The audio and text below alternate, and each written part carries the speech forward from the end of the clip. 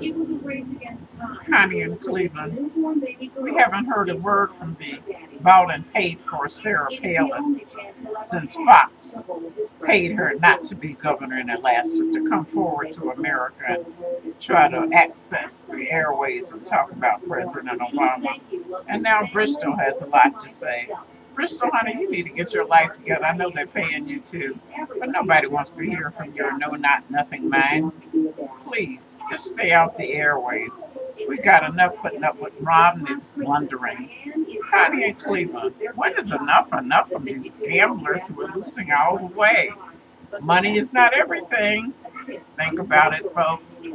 Bush destroyed America, Obama brought it back, but not all the way. But he needs to finish. You want to give him a chance or not? No, you'd rather gamble. Gambling is for losers. Connie in Cleveland, wake up.